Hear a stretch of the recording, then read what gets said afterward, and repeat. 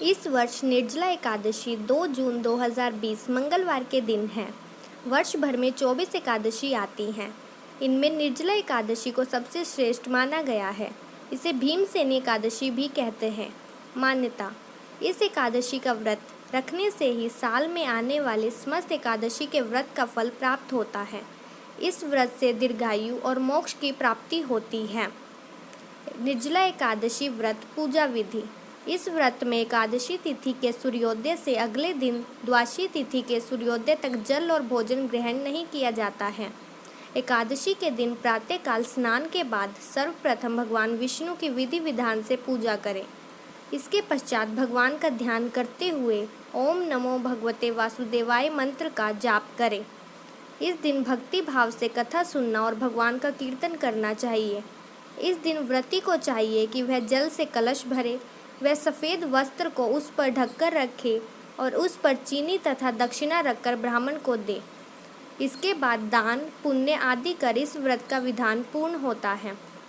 धार्मिक महत्व की दृष्टि से इस व्रत का फल लंबी उम्र, स्वास्थ्य देने के साथ साथ सभी पापों को नाश करने वाला माना गया है।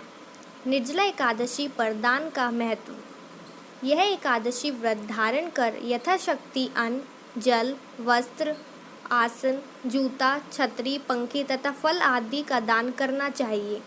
इस दिन जल कलश का दान करने वाले श्रद्धालुओं को वर्ष भर की एकादशियों का फल प्राप्त होता है। निर्जला एकादशी व्रत कथा: महाभारत काल के समय में एक बार पांडुपुत्र भीम ने महर्षि वेदव्यास जी से पूछा, हे परम आदरणीय मुनिवर, मेरे परिवार के सभी लोग एकादशी व्रत करते हैं। वह मुझे भी व्रत करने के लिए कहते हैं, लेकिन मैं भूखा नहीं रह सकता हूँ। अतः आप मुझे कृपा करके बताएं कि बिना उपवास किए एकादशी का फल कैसे प्राप्त किया जा सकता है।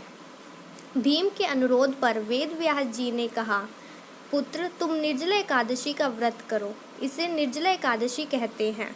इस दिन अन्न और जल दोनों का त्याग करना पड़ता है। भी मनुष्य एकादशी के सूर्योदय से द्वादशी तिथि के सूर्योदय तक बिना पानी पिए रहता है, वह सच्ची श्रद्धा से निर्जला व्रत का पालन करता है, उसे साल में जितनी एकादशी आती हैं उन सब एकादशी का फल इस एक एकादशी का व्रत करने से मिल जाता है।